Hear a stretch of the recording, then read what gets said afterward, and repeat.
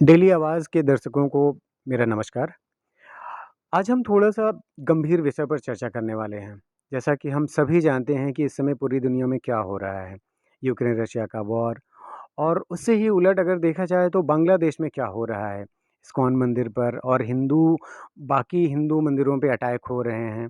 और इन्हीं सभी मुद्दों पर बात करने के लिए आज हमारे साथ जगत जीवन प्रभु जी जो सेंट्रल इंडिया में इसी नाम से जाने जाते हैं वो उपस्थित हैं। और जगत जीवन प्रभु जी के बारे में मैं परिचय देने के लायक तो बिल्कुल नहीं हूँ, लेकिन फिर भी आपको थोड़ा-सा बता दें कि Jagat Jeevan Prabhu ji M pharma Bombay university से पास आउट हैं और बहुत सारी एमएनसीज़ कंपनी जैसे कि रैनबैक्सी, सिप्ला, रैनबैक्सी और डॉक्टर रेड्डीज़ जैसी कंपनियों में काम कर चुके हैं। अ, असिस्टेंट प्रोफ़ेसर के तौर पे भी काफ़ी दिन अपनी सेवा दी है और 2015 से अपने आप को पूरी तरह से इस्कॉन के थ्रू अ, मानवता की सेवा में लगा दिया है। तो अब इससे ज़्यादा मैं क्या ही कहूँ, थोड़ा-सा हम उन्हीं से जान लेते हैं उनके बारे में और ये भी जानते हैं कि उनकी स्पिरिचुअल जर्नी यहाँ तक कैसे पहुँची है और उन्होंने जो एरिया चुना है, वो अपने आप में बहुत ही चैलेंजिंग है। थोड़ा-सा उसके बारे में भी हम जानते हैं। तो सीधा हम जगजीवन प्रभु जी से ही कनेक्ट होते हैं। जगजीवन प्रभु जी, बहुत-बहुत स्वागत है आपका हमारे साथ और समय देने के लिए बहुत-बहुत धन्यवाद। हरे कृष्णा। डेली आवाज़ के सारे दर्शकों को हरे कृष्णा जो आज विश्व के लगभग 60 देशों में इस कार्यक्रम को देख रहे हैं। और मैं बचपन से ही चूँकि आरएसएस बैकग्राउंड से रहा, तो मेरा उद्देश्य रहा, विचार रहा कि मैं समाज के लिए कुछ करूँ। और पहले भी आरएसएस में था, अभी भी आरएसएस में ही हूँ, अभी राधा श्याम सुंदर की सेवा में हूँ और इस्कॉन के माध्यम से प्रयास कर रहे हैं। मैंने प्रभुपाद जी की आंदोलन में तेलंगाना, आंध्र प्रदेश, गुजरात, महाराष्ट्र, मध्य प्रदेश, उत्तर प्रदेश कई जगहों पे प्रचार करने का प्रयास किया। और वर्तमान में बुंदेलखंड जो कि बहुत ही अच्छा क्षेत्र है। हाँ, ये चैलेंजिंग तो ज़रूर रहा। स्वामी प्रभुपाद जी भी इस्कॉन स्थापना करने के पूर्व उन्होंने झांसी से अपना प्रचार कार्य क्षेत्र चालू किया और लीग ऑफ डिवोटीज़ करके एस्टेब्लिश किया, पर उतना अपेक्षित सफलता नहीं मिली। उसके पश्चात अभी उनके अनुयायियों के माध्यम से उनके मार्गदर्शन में मैं प्रयास कर रहा हूँ और सागर और छतरपुर जो बेल्ट है उसमें ज़्यादा ध्यान अभी प्रयास कर रहे हैं। जी। थैंक यू ये अपनी जानकारी देने के लिए। अभी हम थोड़ा-सा जो हमने कहा सीरियस मुद्दे पर बात करेंगे। तो बांग्लादेश में जो हो रहा है उस पर हम आपके व्यूज़ जानना चाहते हैं। तो प्लीज़ हमारे दर्शकों को बताइए। आज इस्कॉन के माध्यम से सारी दुनिया में 192 देशों में मोर देन 900 टेम्पल्स के माध्यम से और 5000 से अधिक छोटे-छोटे केंद्र सेंटर्स हैं। इनके माध्यम से ना केवल सनातन धर्म संस्कृति का प्रचार हो रहा है, वरन मानव कल्याण के लिए भी बहुत सारे कार्य हो रहे हैं। जो कि भारत में ही है ना 20 लाख से ज़्यादा लोगों को प्रतिदिन है ना फूड फॉर लाइफ के माध्यम से प्रसाद वितरण होता है। Africa, Bangladesh, Ukraine, Russia. अभी यूक्रेन में भी आप देख सकते हैं, यूक्रेन में 59 टेम्पल्स हैं और हर मंदिर में प्रसाद के साथ-साथ बाहरी जो लोग हैं, सामान्य जनता को शेल्टर दिया जा रहा है, वहाँ रहने की व्यवस्था, दवाइयों की व्यवस्था की जा रही है। और इसी तरीके से पाकिस्तान, बांग्लादेश और यहाँ तक कि 1971 में 1 अगस्त 1971 को जॉर्ज हैरिसन जो कि इस्कॉन के प्रभुपाद जी के अनुयायी थे, उन्होंने प्रभुपाद जी के निर्देश में एक कंसर्ट किया, म्यूज़िक कंसर्ट, जो कि उसका जो जितना भी फंड आया वो बांग्लादेश को दिया गया। वहाँ के लोगों के लिए भोजन की सुरक्षा के लिए, भोजन, कपड़े इन सब के लिए दिया गया। और कोरोना काल में भी लाखों लोगों को, किसी भी क समय संप्रदाय जाति के हों, सबको भोजन प्रसादी बाँटा गया।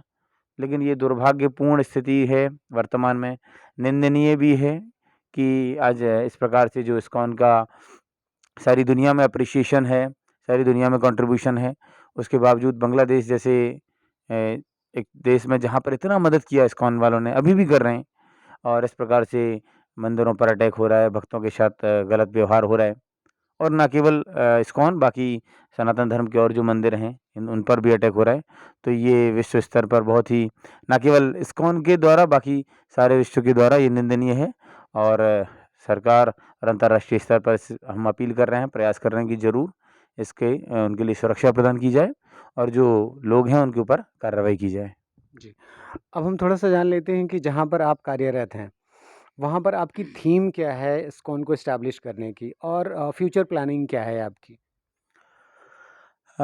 बेसिकली इस्कॉन का मूल उद्देश्य सनातन धर्म का प्रचार है, हरिनाम के माध्यम से, गीता भागवत के प्रचार के माध्यम से।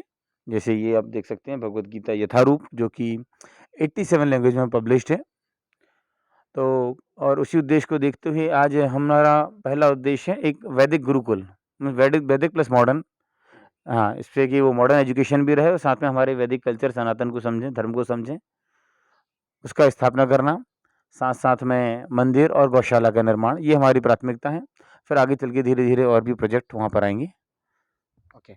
अब बुंदेलखंड की हम थोड़ी कुछ स्पेशलिटी आपसे जान लेते हैं कि जो आप हमारे साथ, हमारे दर्शकों के साथ शेयर करना चाहते हैं। बुंदेलखंड में काफ़ी अच्छा काफ़ी फ़ेमस है। पहली बात तो छतरपुर जो है, महाराजा छत्रसाल की राजधानी है, महू सानिया उनका जन्म स्थान। खजुराहो बहुत इंटरनेशनल टूरिस्ट प्लेस है, जहाँ पर मतंगेश्वर जी का मंदिर है। अंतर्राष्ट्रीय नृत्य महोत्सव होता है वहाँ पर।